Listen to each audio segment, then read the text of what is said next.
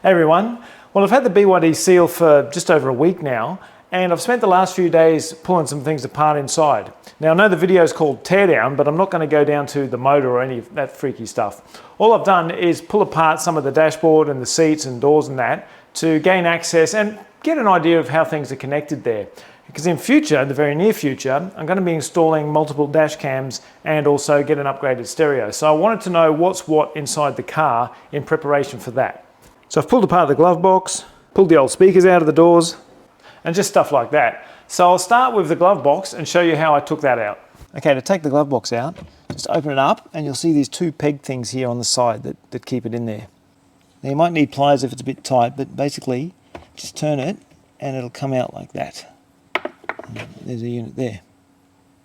So that's what it is. Let's do the other one as well. And there it is. And now the glove box will drop down further. You can see the shape of them there. They just fit in there as you saw. And then once they're turned around on that little gap there, they stay in there just to stop the glove box dropping down.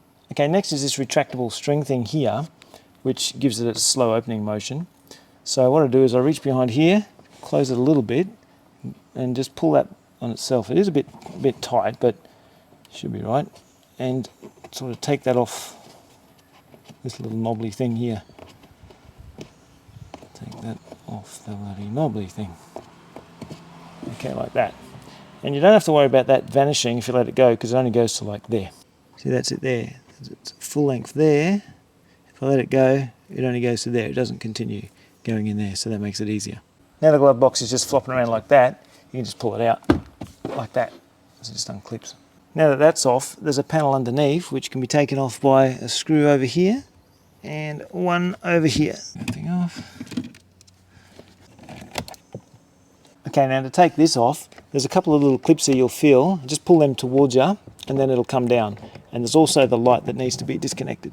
So just disconnect the little light and then it takes that away. Now to take this bit out, I've got to get this bit and this bit out. So to do this one first, I've got to get the rubber out the way here, and it's just kind of clipped in, so just kind of unclip it, just run the thing up there, you'll see it come off like that. And this is clipped into that bit as well, which is where, see, it all kind of comes out a bit like that, roughly, until about that point there. That'll do for that. There's the top bit. It's a bit tricky, this area, but that's it there. So usual bunch of clips, and there we go. Now I'll take this out, but there's a little bolt up the top here. I say bolt, but it's just a little easy to unscrew thing here, just like that little cover. Now pretty much just rip this out with a bunch of clips all along the bottom here. Just kind of lift it up now and take it out. I might try and leave the rubber there. It's kind of clipped over the rubber. I'll show you in a second. If I zoom in here, you can see the rubber's got these clips on it, which clipped into that. Anyway, you can rip that off. This might be a bit clearer. I've just put the rubber back where it generally lives, and you can see the little clips here that plastic clips onto. And you can see the wiring loom here and a bit more of what it goes up to here. So that's where I'll be running some cables in the future for my dash cam and stuff. Okay, now for this thing, you can see there's a bolt here, there's a screw up the top here, and there's another bolt down here.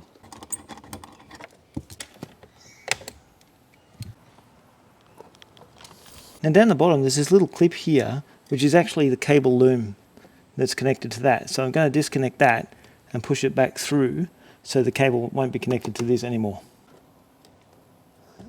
Push that like that. Simple. At the top here on the side there's a little built-in clip here. You have to just sort of pop that over the top of it there. On the right side I can feel there's some clips holding this piece of plastic to this one. And to get this bit off here, I've got to take the screw out that's up the top here, just on the side. Once that's out, this just clips off like that. Usual clips. Now once that's off, I've got 4 screws along here, so I'll take them off. So the screws are out, but you can see there's still some clips in there as well. So I have to pull that out. Right, now it's nearly out. Nearly out. I've got the light up here, which I'll have to remove. Probably won't see me do that, but the glove box light I've just taken out. And just weaving it out now.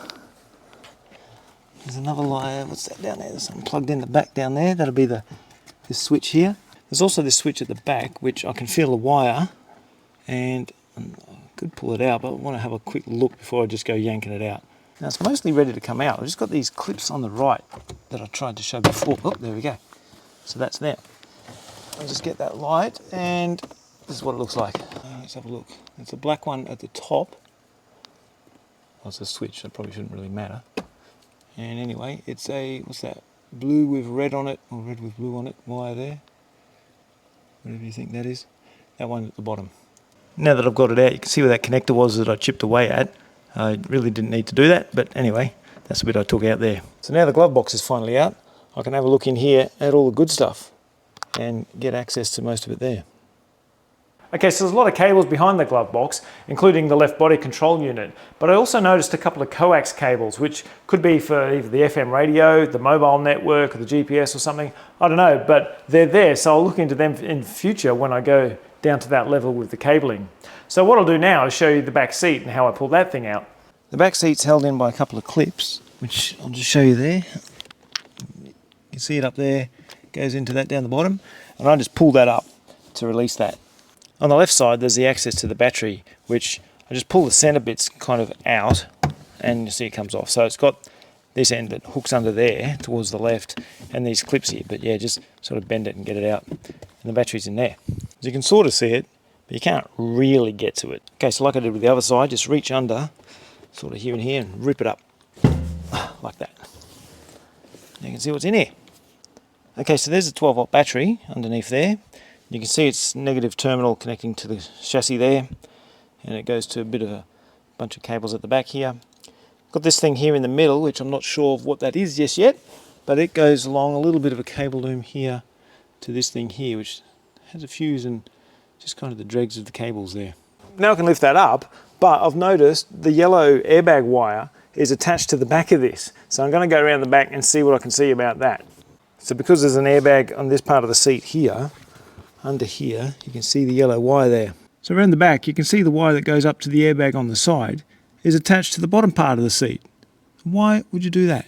Now I've decided to not mess around with those airbag cables at all and just prop the back seat up like this, because when it comes down to it, I don't really need to take the thing out, so I'll just prop it up. I think it was a bit silly that they attached it to it, but anyway, I can work around that. So there's the battery down there, if you can see it. I don't know if you can. And there's a bit of space along there. So I might have to see what I can do in regards to my stereo install, you know, another battery, capacitors and whatnot. Okay, so that's the back seat. And I initially wasn't sure about just pulling it like that because it seemed pretty tight, but I just gave it a good hard pull and it came up. So that's the back seat. Now I had a look in the boot because I wanted to see the back of those parcel shelf speakers. Okay, in the boot, there's a whole bunch of these little clips here that look like this. If you can see that, those type. I just rip them out with this thing. Pull them out. Okay, it's got this little metal hook bracket thing, which means I'll have to slide it this way towards the back of the car. Okay, so when I pull that down, it just comes down. I'll have to disconnect the two lights that are here. If you can see that, I've got to push the thing in the middle there to take that out, like that. And same for the other one. Okay, so there's a couple more clips further up the back that I didn't notice before, up under here, so I've got to take those off as well. Right, now once they're out, that just comes out. Just falls down and comes out. So that gets me to the underside of these speakers. So that's the left one with its coloured wires there, and the right one over here. There's a bit of the label.